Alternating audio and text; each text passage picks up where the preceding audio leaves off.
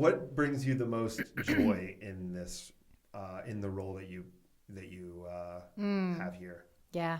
I feel like I'm a helper by nature, and I love to support what God is doing here. And so just knowing that everything I do is for a purpose and a reason, and just advancing, the kingdom, or,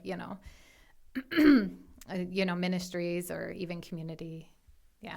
We often say, this will not be a surprise to you because we say this a lot, but we often say that you have a ministry at your desk.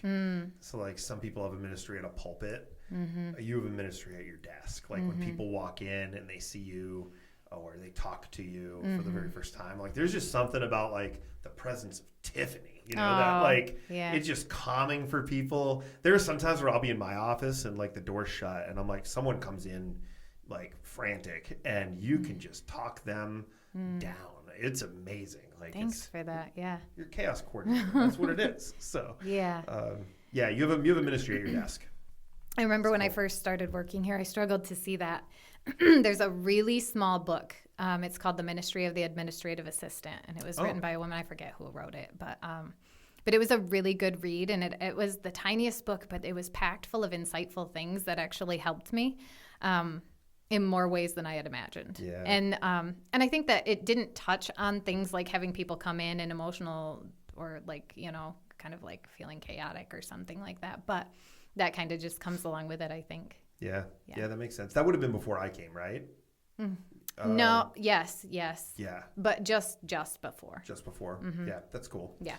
So one of the things that you do for me that is just like the biggest blessing is that you really handle my calendar, and my calendar can get wonky, can't it? I mean, it's crazy. And so part of what's helpful with InspireCast is to help people understand what is life like around here, or like what are the cultural things like for the church and stuff.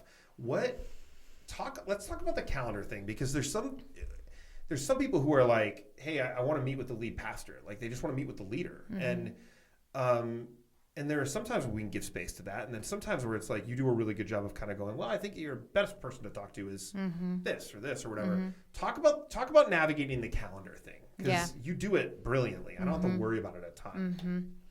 A lot of times what happens is people call with an idea of a person that they think can help them the most. And the reality is that it's not in that person's wheelhouse, And so what it does is it's just like, I understand that, and like, or like this person might not be available at all for the next while. And so what I'll oftentimes try to do is find someone who can immediately address an immediate need, if there truly is one. Yeah. Because there is an element of not triaging, but prioritizing too. Like, I mean, sometimes in the middle of an emotional moment, everything can feel like, feel really heavy and immediate. Yeah. And sometimes just after talking and hearing yourself out loud, you're like, okay, maybe it's not quite as immediate or urgent. And so even finding someone to help kind of just talk through that moment, or talk them down or back or something from that emotional high, offers some reflection, like, okay, I'm going to be okay for a couple days, or this isn't as immediate, and like I can wait until next week. Like, you're right. Like, I'm just like amped up right now. And so, so then it offers some space to kind of play with calendars and look at something, sometimes even 2 weeks out. It's just calendars fill up really quickly, especially with a congregation size like ours. To fit in people on a last minute notice is hard, especially when not everyone, that's kind of dramatic, but when a large amount of people are focused on like specific people. Yeah, that makes sense. What is something that I do that that no one else would know about me, because you have a bird's eye view into my life, like a unique role? What is something that I do that drives you insane? Go in your calendar. That I go in my calendar? Yeah. Oh, no way, really? Only sometimes. Like what? Like me adding something? Like sometimes you add stuff and it's not a solid calendar thing, and then I'll build around it, and then I'll cancel things to make room for it. No. And then but we did work on that. Like, we did. Yeah. It's the question mark system. Yep, the question mark system. That's why you asked me to do that. Yeah. Oh, well, okay. It was kind of your idea, actually, because I was like, what can we do about this? Because I was canceling and moving things that I thought you had on your calendar, and you're like, oh, that's not actually happening. What are 90% of those things? Concerts. Concerts. Yeah. Yeah, I just never know like what time you need to leave and stuff like that. So yeah. Comedians Well, and concerts. That's usually it. Yeah. A lot of question marks. It's usually based on our budget, honestly. It's like, I don't have the budget to go see that concert. But I saw it in that moment and I was like, well, I need to add it just in case. But yeah, that's kind of funny. You're like, are you actually doing this thing? And I'm like, no, I'm not doing it. Yeah. Because I need to fill the space here. I'm like, okay. Yeah. So no, I mean, it's not a big deal. Yeah. It's just one of those funny things and it's not even a problem anymore. So this is one of those moments, Jason, our producing man here. This is a moment where I'm just going to look right at the camera. Okay. I double book myself all the time. And so, or I add things into my calendar that I shouldn't be adding. And I just want to let you know that when I tell you, please contact Tiffany, because I'm really bad at managing my calendar, that it's really important that you do this.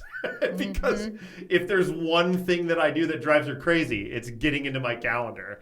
And it is wonky. I mean, I don't disagree at all. It can get really funky really quickly. And I don't think a lot of people even understand the types of things that are in your calendar. Like, you know, it's hard to explain to people what is in your calendar for a day or a week or a month. But I think that like, it's not something you can explain to people, you know, but it's a lot. Like I was going to say, like, can you share, like, I mean, I'm fine with you sharing those things. What are the weird things that people wouldn't even think about or, that are in my calendar? Yeah. Time for you to spiritually advance or focus. Yeah. Or even rejuvenate.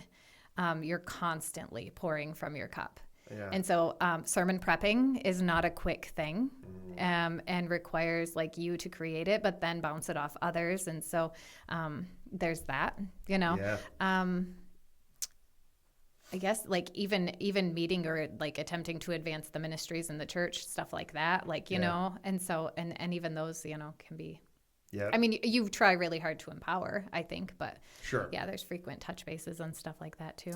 Yeah, you've taught me to have to like add in that prep time because there's so much work that like there might be a meeting in 3 weeks and there's so much work that goes into that meeting that nobody would see the work that has to go into that meeting that I was like coming into this role for the very first time and had no idea I even needed to like spend weeks prepping for it, right? And so, that's true. That makes sense. And even aside from the silly wonky stuff, it's just the important stuff. Like, who's your mentor? Yeah, sure. You know, who's you know, when do you do that? You know, and it's just things that I don't think a lot of people realize is super necessary for your position.